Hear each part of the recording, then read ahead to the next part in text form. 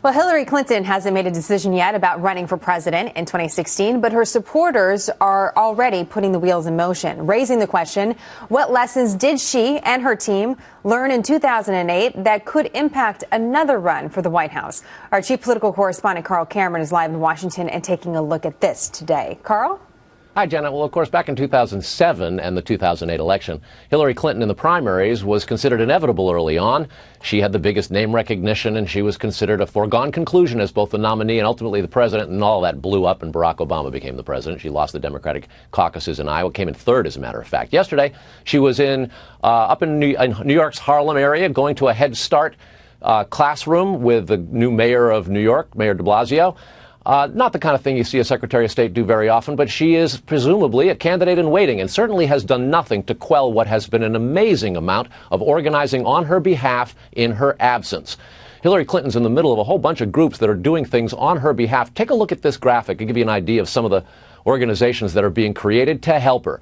Most notably, an organization called Ready for Hillary, there you see it on the right-hand lower part of your screen, has been out raising money, $4 million, donors more than 30,000, and creating grassroots committees all over the country for outreach for voters. In addition to that, an organization called Priorities U.S.A., which was Barack Obama's super PAC, was funded by former top aides back for his re-election in 2012, has now turned itself into a fundraising operation for Hillary Clinton and Democrats, and it's now being co-chaired by none other than Jim Messina, who was Barack Obama's campaign manager in 2012. Emily's List is an organization that has long been dedicated to electing Democratic women to office. Hillary Clinton was instrumental when it started years ago with it.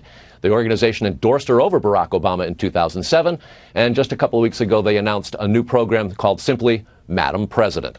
An American Bridge there at the top, that's a super PAC that specializes in attack ads on the GOP, but it just also created a new group that will essentially be responsible for correcting the record. And you see it there on the right. That's specifically trying to take down Republican critics and push back against them.